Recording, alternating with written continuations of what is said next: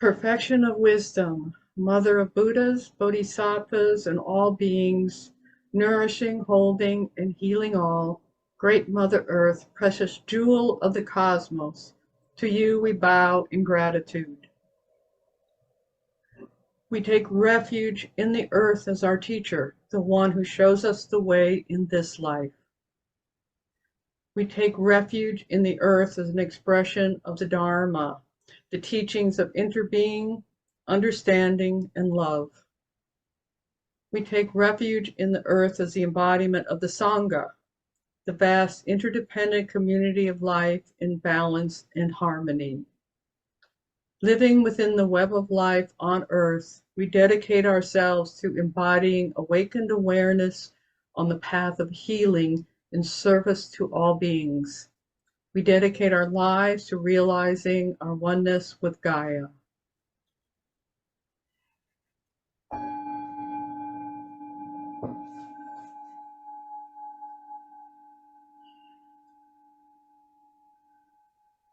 Four thoughts that turn the mind to the Dharma.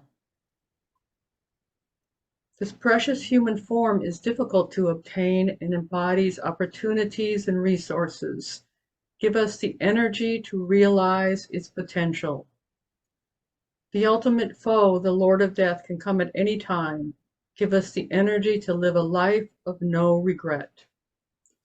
The laws of the way things are work internally.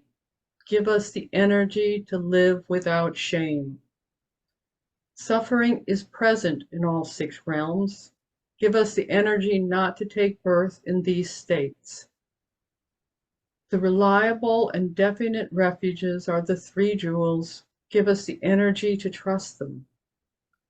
The six kinds of beings are as kind as our parents. Give us the energy for loving kindness and compassion. In the end, our mind is nothing but being as truth. Give us the energy to obtain a stable understanding.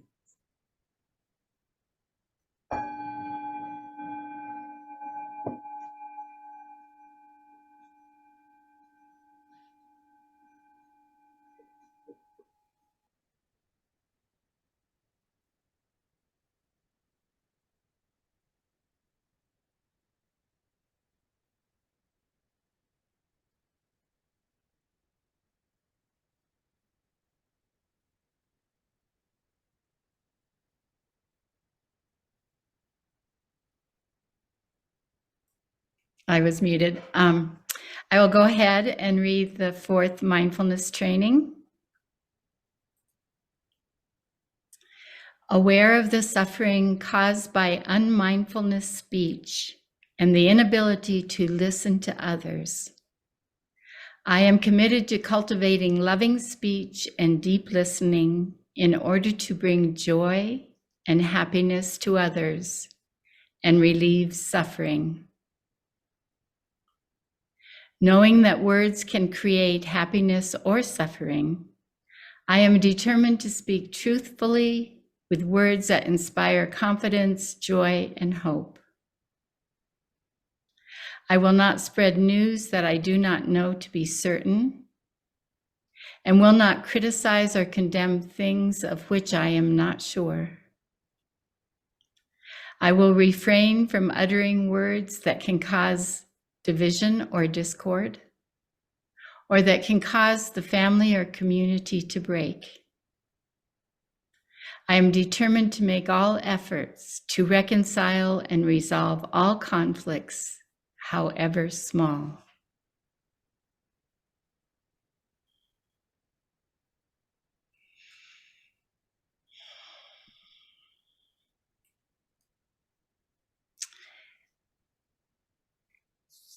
Thich Nhat Hanh shared that there is a saying in Vietnamese that it doesn't cost anything to have loving speech. To choose our words mindfully and to speak with loving kindness is to practice generosity. At any time, the way we speak can offer joy, happiness, self-confidence, hope, trust, and enlightenment to those around us Uplifting speech has this amazing resource that we have. And we don't have to be rich to give generously. And never in history of humankind have we had so many devices and means of communication. But in the present world, we still remain in a lot of separation. And this can be taking place in our own families and between individuals that we know, friends, society, and nation to nation. And many people have just very little ability to hold an intelligent conversation or bring meaningfulness to what they're saying. And humanity continues to suffer because of this. We have so many conflicts and wars going on. Mindful listening and speaking are deep practices that are needed in our world. And the universal door of communication has to be opened again.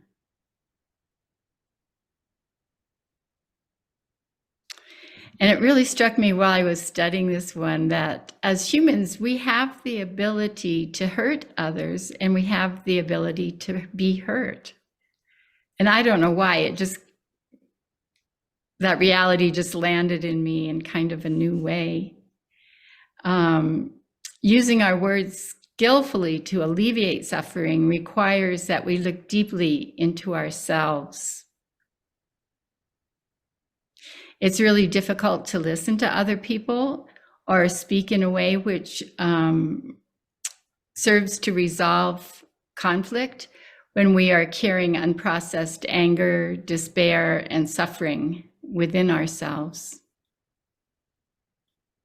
When we respond out of anger and despair, we risk hurting those who hurt us and perpetuating the suffering for everybody. Yet, Thich Nhat Hanh made it very clear that we do not want to suppress ourselves by suppressing our anger and remaining silent. He spoke about our practice being to develop a mindful relationship with these strong emotions and taking time to breathe in and out to calm the strong emotions like anger and resentment when they surface. And so he has his little mantra of breathing in, I know I am angry. Breathing out, I calm my anger. And taking time to calm is vital on the path to clear communication. Calming ourselves allows us to be with and name what we are feeling so that we can express it to another person.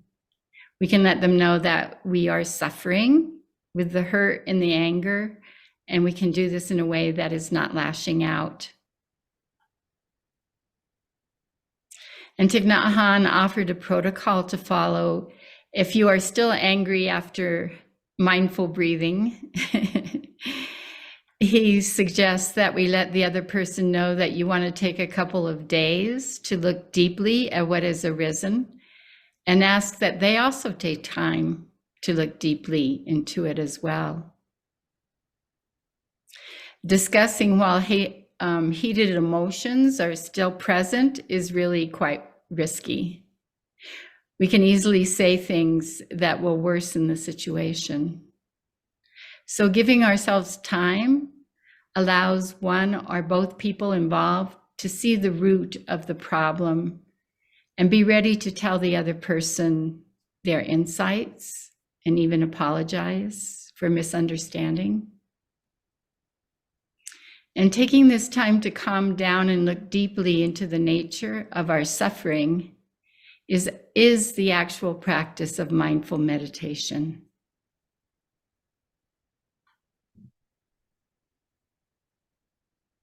And then he suggests that after a couple of days, you have an appointed time that you meet together again for sharing.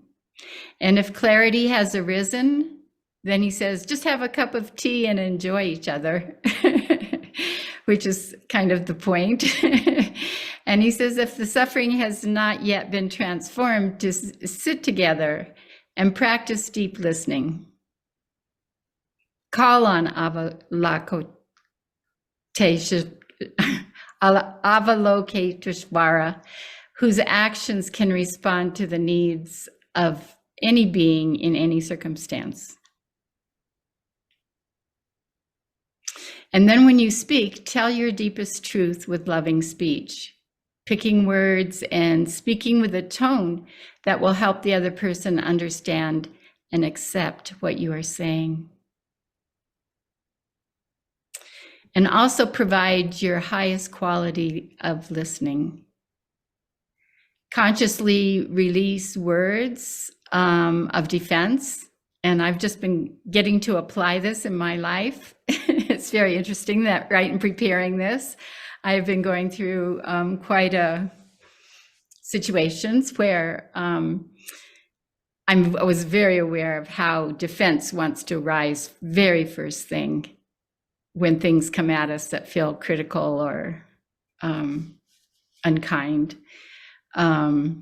So part of the listening is to be able to breathe through the defense response and actually listen to understand the other person's point of view. And only with deep listening are we actually able to relieve suffering.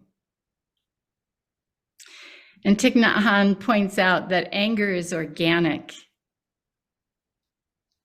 And anger in all of its divisive permutations of righteousness, aversion, desire to hate or hurt, retaliate, all of this can be transformed into love. He speaks of the compost can become the rose if we know how to take care of our compost. And like garbage, anger can be seen as negative when we do not know how to handle it. But as we learn to handle our anger, it becomes very positive. There is no need to throw anything away. And the purpose of our practice, I think, is just really setting the intention. That's what I find when I'm going through waves of emotion and response to something, is that always coming back to a strong intention and remembering that the purpose of our practice is to become skillful at relieving our own suffering and the suffering of others.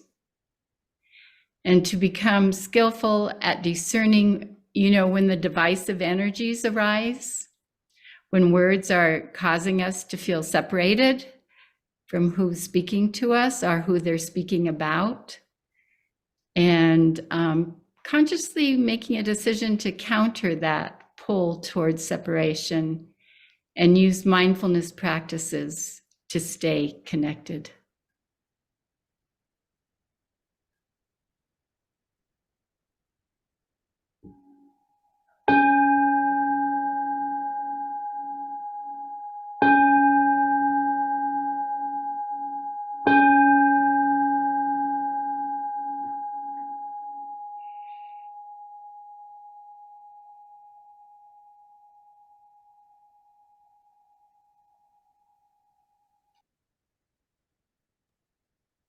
Thank you, Elizabeth.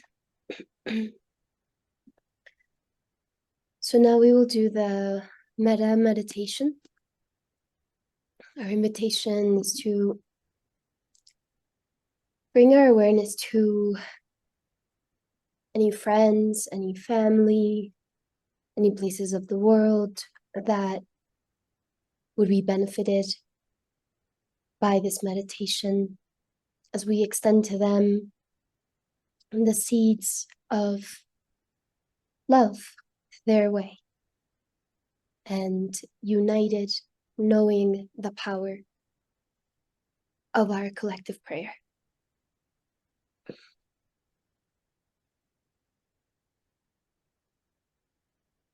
So we will begin by absorbing the prayer while focusing on ourselves.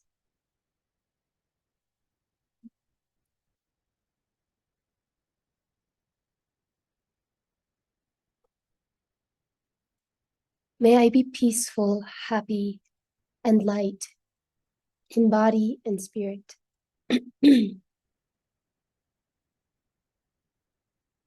I be safe and free from injury.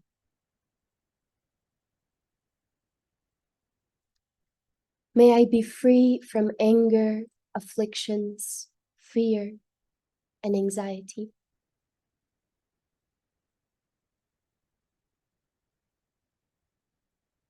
May I learn to look at myself with the eyes of understanding and love.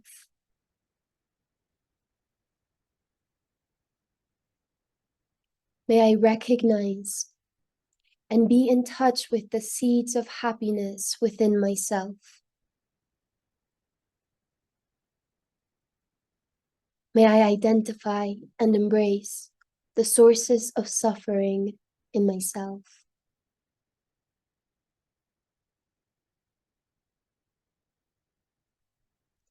May I nourish the seeds of joy in myself every day.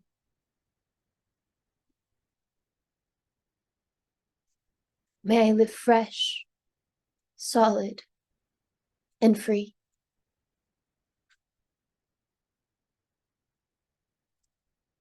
May I be free from attachment and aversion, but not be indifferent.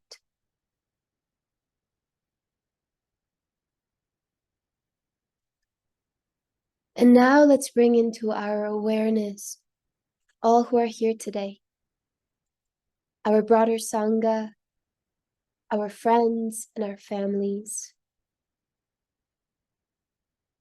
extending to them this prayer.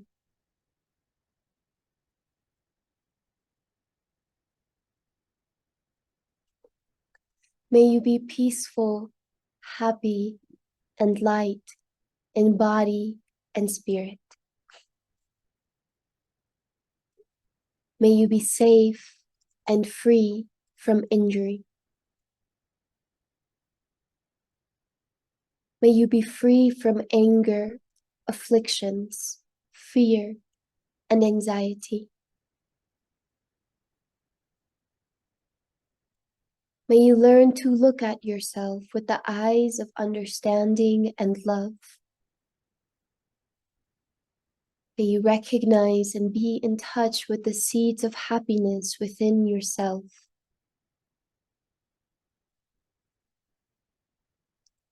May you identify and embrace the sources of suffering in yourself.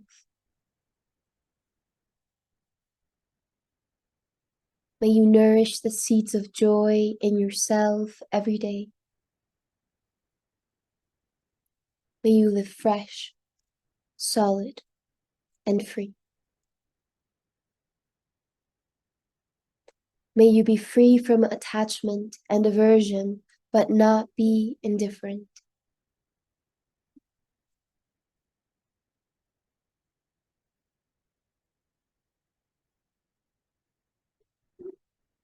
Now let us bring forward those who we avert our eyes from, whether on the streets or in the news, the people we obsess over and hold aversion towards.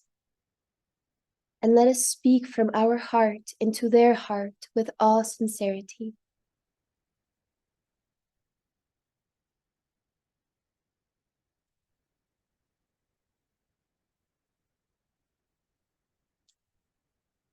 May you be peaceful, happy, and light in body and spirit. May you be safe and free from injury.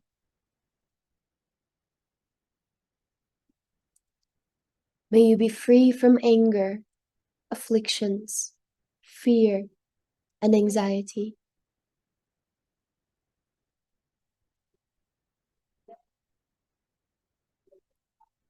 May you learn to look at yourself with the eyes of understanding and love. May you recognize and be in touch with the seeds of happiness within yourself.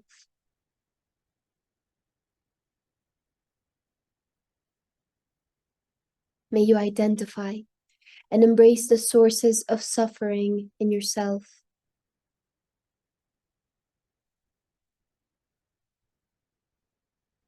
May you nourish the seeds of joy in yourself every day.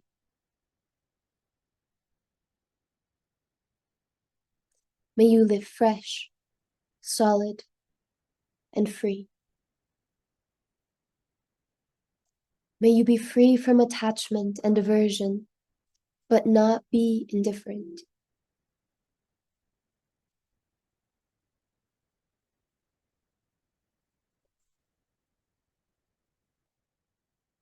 Now let us bring all species, all beings into our heartfelt prayer.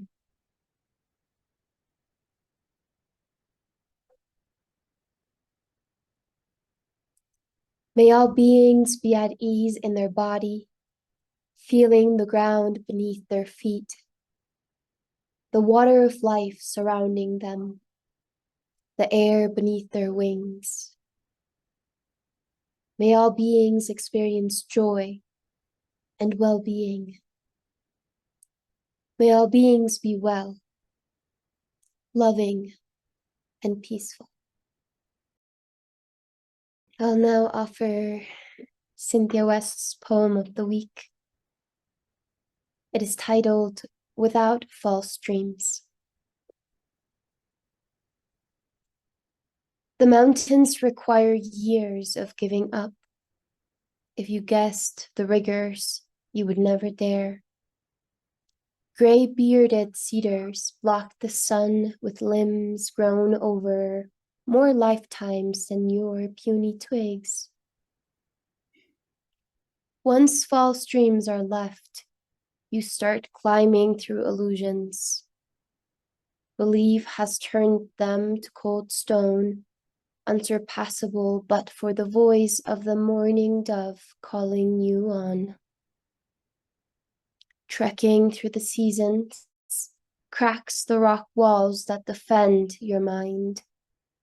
The sound of change accompanies you through the dark, branching gloom. Ice storms and moon shafts wrap your body until you're wild as the mountain and as strong, until the blackbirds of your thoughts have flown.